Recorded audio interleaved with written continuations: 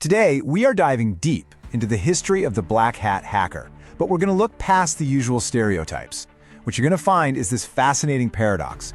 The very people trying to tear our digital world apart have, in a strange way, become the unwilling architects of the security systems we all depend on every single day. So, just for a second, when I say the word hacker, what pops into your head? Is it that shadowy figure in a hoodie? Dark room, glowing green text scrolling down a screen, furiously typing? Yeah, it's a super powerful cliché, isn't it? But of course, that stereotype hides a reality that is so much more complex.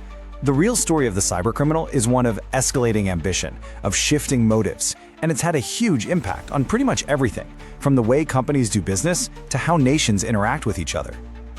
Okay, so to really get to grips with the villain of our story, the Black Hat, we first need to map out the entire landscape. And the lingo actually comes from old Western movies, you know? The good guys wore white hats, the bad guys wore black. And it's actually a surprisingly perfect way to frame all this. All right, let's break this down. White hats, they're the good guys. They're the ethical hackers companies actually pay to find security holes before the criminals do. Then, on the complete opposite end, you've got the black hats. And that's our focus today. They operate with zero permission and they're driven by money, spying, or sometimes just chaos. And stuck in the middle are the gray hats. They might break in without permission, but their goal is often to get a company to fix a flaw. For the rest of this, we're going deep into the world of the black hats. Let's start with a legend. Our first archetype is arguably the most famous hacker in history, Kevin Mitnick. He was a true pioneer, and he showed the world that the biggest security vulnerability isn't a piece of software. It's us. It's people. You have to understand, back in the 90s, Mitnick was the US government's most wanted computer criminal, and the hysteria around him was just unbelievable. I mean, this quote from a federal prosecutor is completely absurd, but it perfectly captures the myth and the fear he created. They treated him like a genuine national security threat. So here's the thing, Mitnick's primary weapon wasn't code, it was the telephone. He was an absolute master of social engineering, which is really just the art of manipulation. He would just call up a company, pretend to be a coworker with a problem, and, well, he just asked for what he wanted. He famously convinced a Motorola employee to simply email him the entire source code for a brand new phone. And he wasn't doing it for money. For him, it was all about the challenge. And this is the key takeaway, Mitnick's real legacy. He single-handedly forced a total paradigm shift in how we think about security. Before him, companies just focused on firewalls and fancy encryption, but Mitnick proved that the most expensive lock in the world is absolutely useless if you can just talk someone into handing you the key. That realization, it gave birth to the entire security awareness training industry. Now let's follow this evolution. If Mitnick was an artist driven by curiosity, our next guy, Gonzalez, was an industrialist driven purely by profit. He's the one who took hacking from a kind of sport and turned it into a systematic, repeatable criminal enterprise. Just look at that number. Seriously, let that sink in for a second. Between 2005 and 2007, Gonzalez's crew stole over 170 million card numbers from huge retailers like TJX and Barnes & Noble. At the time, it was the biggest theft of its kind in history. The scale was just mind-blowing. And their method was like a well-oiled machine. They'd literally drive around with laptops scanning for big retailers with weak Wi-Fi security. It's called war driving. Once they were in, they'd use technical exploits like SQL injection, which is basically just tricking a company's database into coughing up information to install these little programs called sniffers. And those sniffers would just sit there, silently grabbing credit card data. It was methodical, it was scalable, and it was devastatingly effective. The fallout from what Gonzalez did was immense. We're talking hundreds of millions of dollars in fines and legal fees for these companies. This was the moment that data security stopped being an IT problem.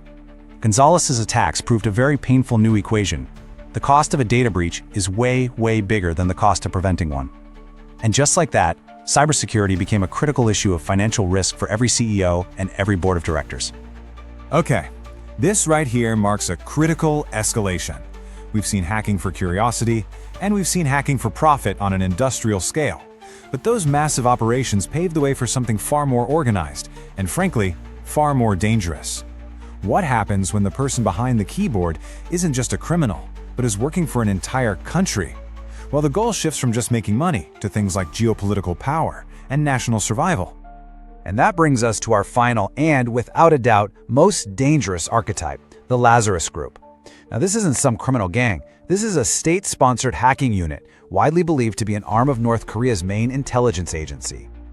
To get a sense of their impact, you only need to look at one of their operations, the 2017 WannaCry ransomware attack. This one single piece of malware caused an estimated $4 billion in damages across the globe. This wasn't a targeted theft. This was like letting a cyber weapon loose on the entire world, and it just spread like wildfire. So what is their mission? Well, it's really two things. First, they conduct classic cyber espionage against their adversaries. But here's the unique part. They also act as a primary economic engine for the heavily sanctioned North Korean regime. The billions they steal from ransomware and crypto heists, it's believed that money directly funds the country's weapons programs. For North Korea, hacking isn't just a crime, it's a fundamental tool of national survival. And this is where the threat becomes terrifyingly real and personal. WannaCry's most famous victim was the UK's National Health Service. It locked doctors out of patient records, it disabled critical medical equipment. Suddenly, cyber attacks weren't just about stealing money anymore. They had real, tangible, physical consequences that could harm ordinary people and bring critical infrastructure to its knees. So, we've seen this incredible evolution, right? We went from the lone wolf to the industrialist to the state-sponsored weapon. But this arms race is only speeding up, and it's being driven by new technologies and even more sophisticated criminal business models. All of this leads to the really critical question, doesn't it? What comes next? What new dangers are waiting for us on this future battlefield? Well, today's arsenal is formidable.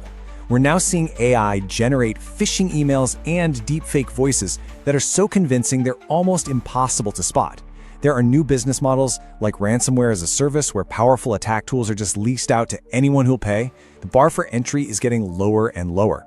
And extortion tactics are getting nastier. It's not just about locking your data anymore. Now they threaten to leak it and take your website offline. And maybe the most troubling part, the lines are blurring, with nations using criminal groups as proxies to launch attacks they can deny ever happened. So after this whole journey, what is the ultimate takeaway? It really boils down to this simple but powerful idea. The entire history of black hat hacking teaches us one thing. There is no finish line. You can't just buy a product off the shelf and say, okay, we're secure now. It's a constant process. It's a state of vigilance, of adaptation. It is a perpetual arms race. And that leaves us with one final thought.